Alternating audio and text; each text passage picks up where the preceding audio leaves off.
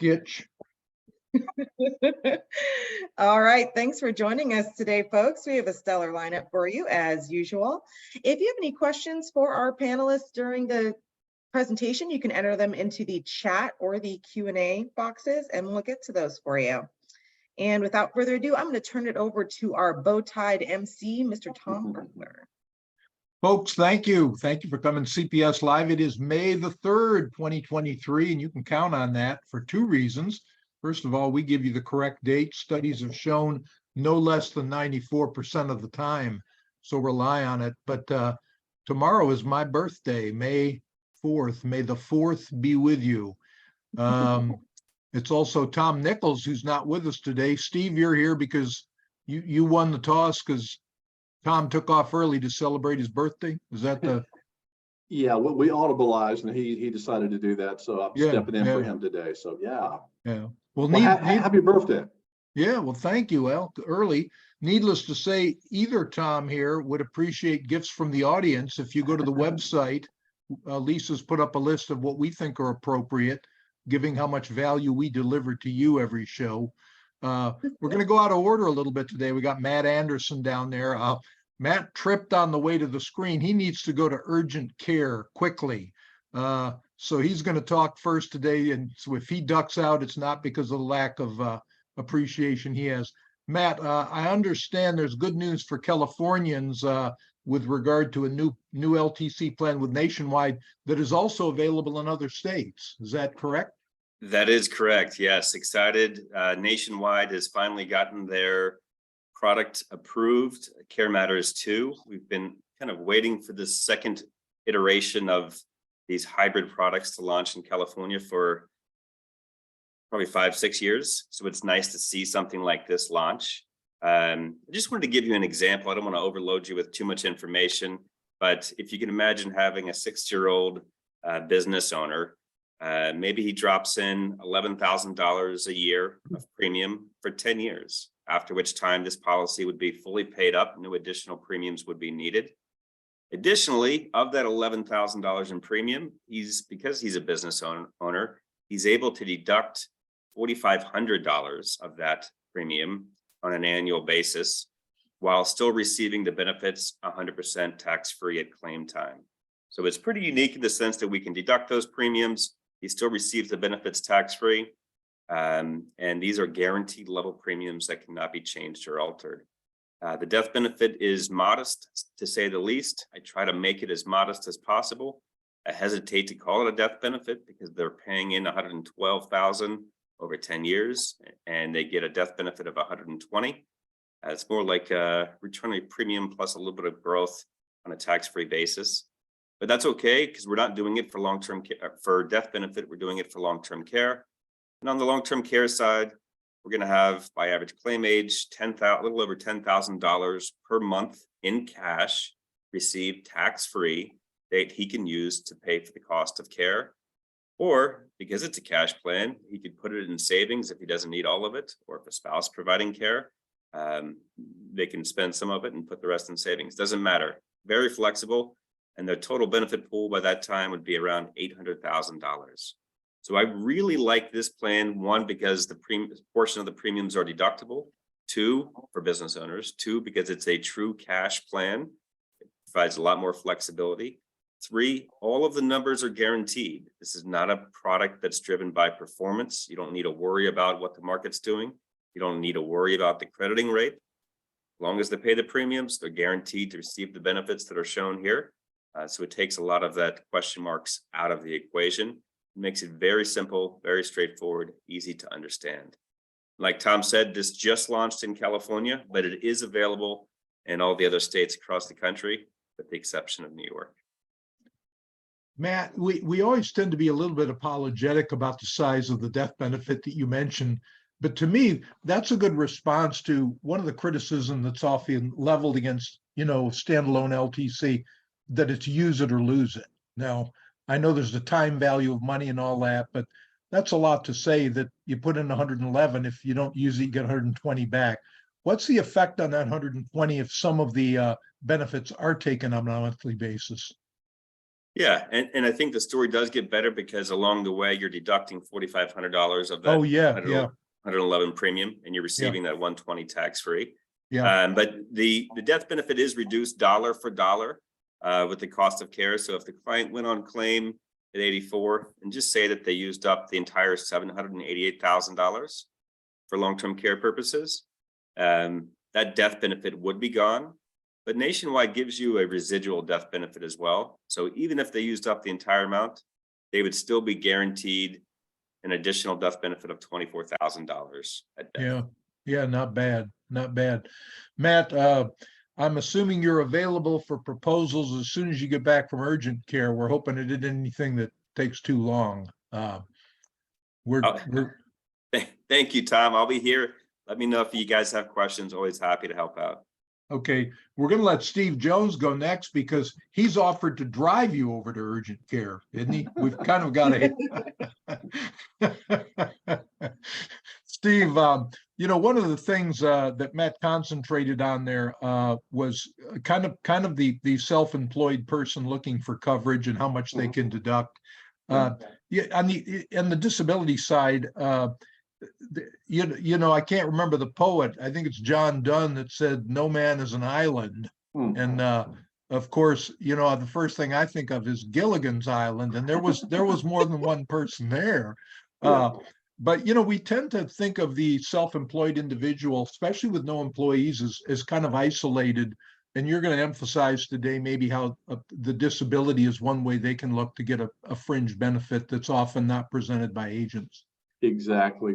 First of all, good day, everyone. Thank you for joining us, and hopefully all of you are doing well. And like Tom mentioned, I'd like to take a few minutes today to share with you some of the recent successes that we're having here in the Disability Income Department, or as we prefer to call it, income protection. Now, this information will be beneficial to any of you that currently have any self-employed clients, 1099 clients, or even small business owners, or would like to tap into that market. I was reading an article here recently that stated that approximately 10% of the U.S. workers are currently self-employed. Now that's about 16.2 million people. And I see a number like that, I think, wow, that's a big number. That's a lot of people that most likely do not have their income protected if they are unable to work due to a sickness or an injury, or for that fact, even knew that a product like that was even available to them, since they are self-employed. Now, this could be anywhere from a physician all the way to somebody that's more of a manual laborer, white collar, blue collar, and anything in between.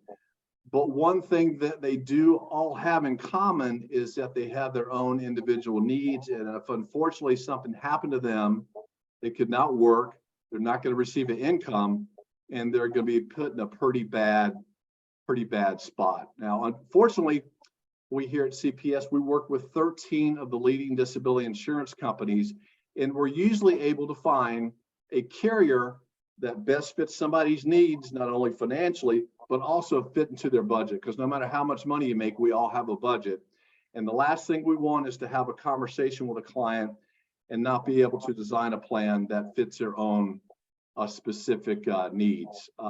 You'll find that most carriers do have special programs available for self-insured individuals, which will help put them in a better spot as far as price-wise, and also to increase the coverage you're eligible for, based on their income, because a lot of business owners, they do write off a lot of expenses, which really cuts into the benefit they're potentially eligible for. So the carriers kind of realize that, and they're going to bump up their income in order for them to get more coverage. Now, the things that the carriers look at when determining, how much benefit they're eligible for, it's actually going to be, how long they've been in business.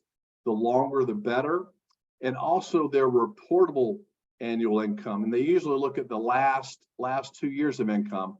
Now, when I say reportable, that is after they deduct their business expenses. And that's why the carriers want to look at the last 2 years of expenses. So when Tom and I were having those conversations with you guys, that's why we're asking all those questions, because we just want to make sure that we do take advantage of those special programs that that are available with the carriers in this marketplace. We do have a lot of customizable material that could assist you, when you're having those conversations with your clients, or when you actually, during the sale. And also keep in mind that if for some reason you don't really feel comfortable talking to your clients about protecting your income, or you just really, don't have the time, please feel free. We can partner up with you guys. You make the introduction. We come in, we speak with your client. We design proposals. We take them through the application, whether it's electronically or paper application. We run it through underwriting all the way down to policy issue. And the good thing is you're still going to get paid when those situations arise. So I think this is a big market. It's a very untapped market and can prove to be lucrative to you and your agency. Steve, I know that one of the rubs often when you go in and are selling income replacement is how much somebody can get, what percentage of their income. And often people are looking for more than is generally allowed.